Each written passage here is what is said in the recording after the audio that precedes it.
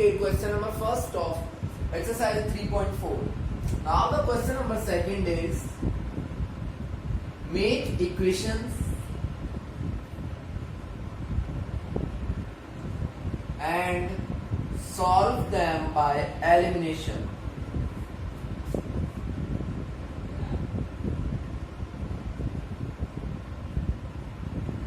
So the first question is, if we subtract 1 from numerator, if we add 1 to the numerator and subtract 1 from denominator, the fraction becomes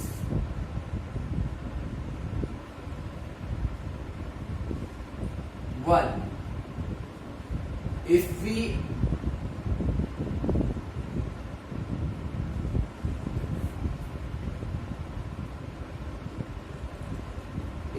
add 1 to the numerator,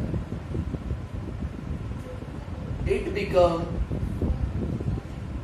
1/2. तो आपको वो number बताना है, वो fraction बताना है. Late करते हैं numerator is x, denominator is y.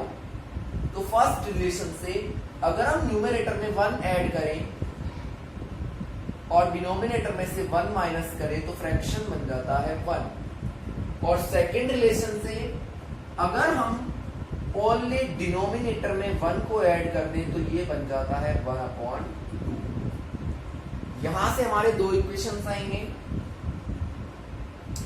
इसको क्रॉस मल्टीप्लाई करेंगे तो x plus y is equals to y minus 1. अगर हम इसको क्रॉस मल्टीप्लाई करते हैं तो 2x is equals to y plus 1. तो हमारे दो इक्वेशंस होंगे x minus y is equals to -2. देखिए मैं 1 को इधर ले गया और y को इधर लेके आया हूं और इसमें 2x minus y is equals to 1. Equation number first and equation number second. अब देखिए मैंने बोला था किसी भी एक नंबर के कोफिशिएंट सेम होने चाहिए. तो यहाँ भी -1 है और यहाँ भी -1 है. फर्स्ट इक्वेशन में से सेकंड को हम माइनस कर देंगे तो ये माइनस प्लस माइनस, y से y कैंसिल. यहाँ आएगा -x is equals to -3. So the value of x is 3. x की वैल्यू हमारे पास कितनी आ जाती है 3. इस वैल्यू को किसी भी इक्वेशन में पुट कर दीजिए तो देखिए 3 minus y is equals to -2. तो -y इज इक्वल्स टू 3 इधर जाएगा तो ये हो जाएगा -5. तो y की वैल्यू हमारे पास आएगी 5. तो हमारा जो इक्वेशन है, जो हमारा फ्रैक्शन है वो होगा 3/5. एक बार हम चेक कर लेते हैं. इसके न्यूमरेटर में 1 ऐड करें तो हो जाता है 4. इसमें से 1 माइनस करें तो ये भी हो जाता है 4 और 4/4 हो गया 1. तो फर्स्ट रिलेशन सही है. अगर हम ओनली न्यूमरेटर में 1 प्लस डिनोमिनेटर में 1 प्लस कर दें तो ये हो जाता है 1/2. तो दोनों रिलेशंस हमारे करेक्ट है. So the fraction is 3/5. This is the first part of question number second of exercise 3.4. अगर आपसे क्वेश्चन में देता है एग्जामिनर कि आपको मेथड कौन सा यूज करना है तो आप उसी मेथड का यूज करोगे. अगर वो नहीं देता है तो आप सब्स्टिट्यूशन या एलिमिनेशन दोनों में से कोई भी मेथड यूज कर सकते हो. Is that clear? The next part is there are two situations. 5 years ago Noori was 3 times of Sonu. 5 years ago Noori was 3 times of Sonu. And 3 years from now और 3 साल बाद 10 years from now और 10 साल बाद क्या होगा? Noori is twice of Sonu. Noori will be twice of Sonu. There are two situations. Find their present age. So let age of Noori is equals to X. Age of Sonu is equals to Y. So first relation से Noori 5 years ago कितनी होगी? X minus 5 will be 3 times of Y minus 5. ये हमारा first relation है. तो देखिए x minus 5 is equals to 3y minus 15. तो हमारा इक्वेशन होगा x minus 3y is equals to 5 इधर जाएगा तो बचेगा minus 10. This is equation number first. And the second relation is 10 years from now, Noori will be x plus 10, 2 into, and Sonu will be y plus 10. So the equation is x plus 10 is equals to 2y plus 10. 10 से 10 cancel हो जाएगा. X minus 2y is equals to 0. This is the equation number second. Now we will put both equations. Subtract equation number second from equation number first. 3x minus का है और plus का 2y है तो बचेगा minus y. And this will be 10. So y will be 10 years. Y will be 10 years. Sorry, there is a mistake. Here we will put 2 tens are 20. तो 10 को हम इधर ट्रांसफर करेंगे तो हमारा इक्वेशन आएगा x minus 2y is equals to 10.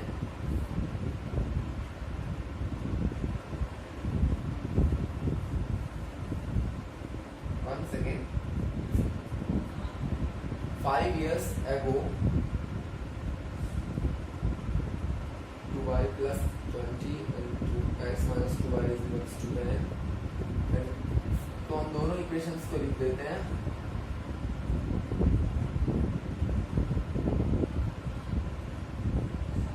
Minus plus minus, so it will be cancel and minus y is equals to minus 20. Minus से minus cancel, so y is equals to 20 years. तो नूरी की as कितनी होगी?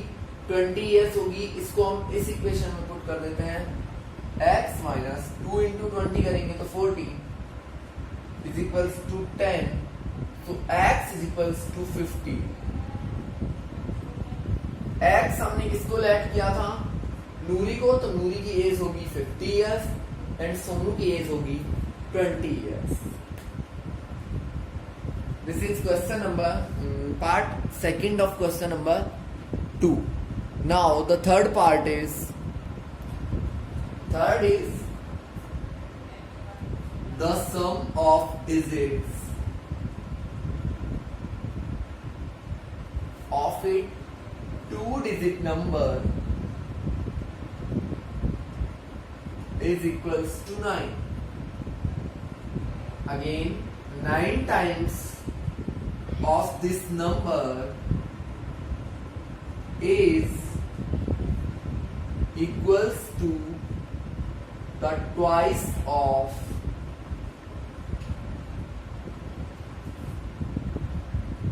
number obtained by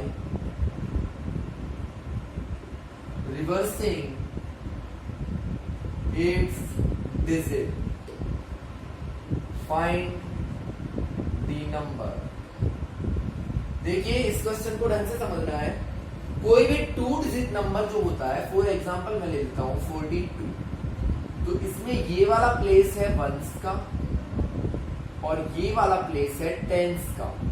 अगर मैं दोनों की place value लिखना चाहूं तो इसकी होगी 2 और इसकी होगी 40. इन दोनों को ऐड करके ही बनता है 42. इस तरीके से मैं जो वंस वाला प्लेस है वहां पे लेट करूंगा x और टेंस के प्लेस पे लेट करूंगा y. तो नंबर हमारा क्या बन जाएगा? 10y plus x. क्योंकि टेंस वाले नंबर को 10 से मल्टीप्लाई करना होगा. इस तरीके से देख लीजिए, 4 को 10 से मल्टीप्लाई किया और 2 वंस के प्लेस पे, तभी तो बना 42. ऐसे ही यहाँ पे बन गया। तो ये चीज आपको समझनी है कि मैंने वंस के प्लेस पे x लिया है और टेंस के प्लेस पे y लिया है, तो हमारा जो नंबर बनता है वो है 10y प्लस x। एक रिलेशन तो ये दिया है कि सम ऑफ डिजिट कितना है 9, so the first equation is x plus y equals to 9। Number of digits का सम कितना है 9। सेकेंड रिलेशन में क्या बोला है, 9 टाइम्स ऑफ दिस नंबर, इस नंबर का अगर हम 9 टाइम करें तो इस नंबर को मैं 9 से मल्टीप्लाई कर देता हूं, is equals to the twice of किसका twice, number obtained by reversing its digit. इसके जो डिजिट हैं उनको रिवर्स करके जो नंबर बनेगा, तो रिवर्स नंबर क्या बनेगा, देखो रिवर्स करने का मतलब है एक्सचेंज करना, तो y की जगह पे x और x की जगह पे y। ये वाला जो नंबर है इसका ट्वाइस, पहले वाला जो नंबर है उसका तो 9 टाइम करना है, रिवर्स करने पे जो नंबर आया है उसका ट्वाइस करना है, और दोनों कैसे होंगे, इक्वल होंगे। तो our equation will be 90y plus 9x is equals to 20x plus 2y। देखिए हमारा जो इक्वेशन है वो बन जाएगा 90y और माइनस के 2y को इधर लेके आएंगे तो 88y बचेगा, और प्लस का 9x और 20x को इधर लाएंगे तो माइनस हो जाएगा, तो minus 11x plus 88y is equals to 0।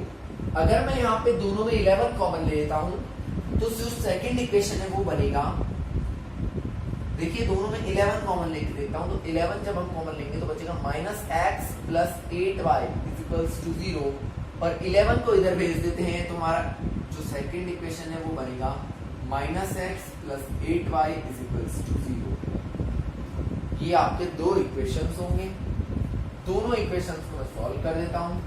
So x plus y is equals to 9 and minus x plus 8y is equals to 0.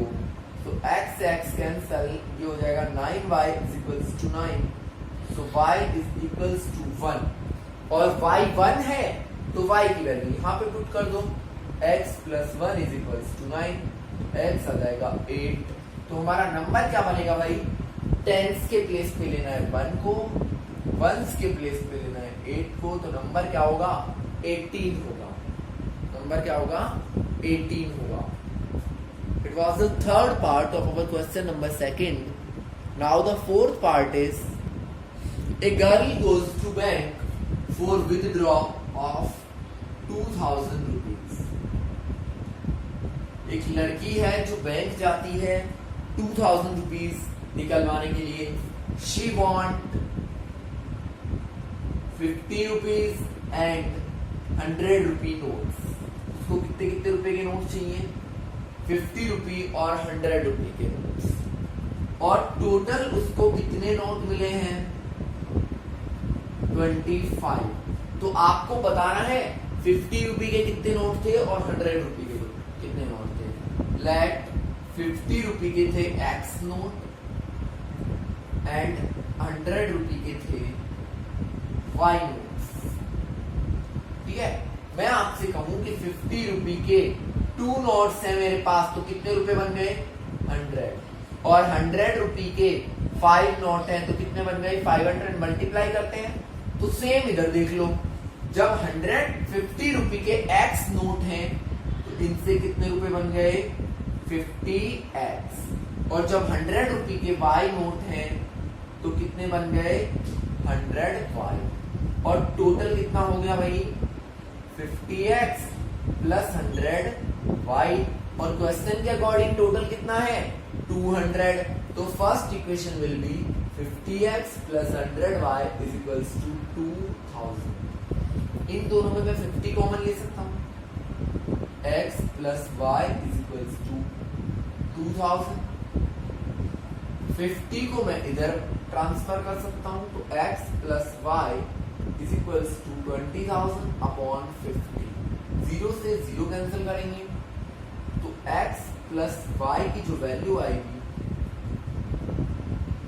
वो हमारे पास 1 सेकेंड, ये 2y आएगा क्योंकि मैंने 50 कॉमन लिया है, तो x प्लस 2y की जो वैल्यू आएगी वो हमारे पास आ जाएगी 40, इक्वेशन नंबर फर्स्ट। और सेकंड रिलेशन क्या दे रखा है कि टोटल नोड्स कितने हैं 25, तो ये इक्वेशन नंबर सेकंड। फर्स्ट और सेकंड इक्वेशन दोनों को मैं यहाँ पे पुट कर रहा हूं।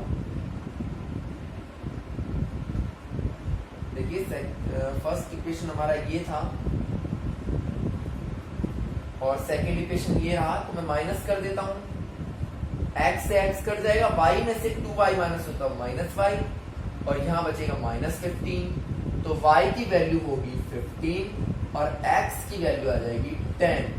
मींस 50 रुपए के कितने नोट्स थे 10, तो कितने हो गए 500, और 100 रुपए के कितने नोट थे 15, तो कितने हो गए 1500, टोटल रुपए हो गए 2000।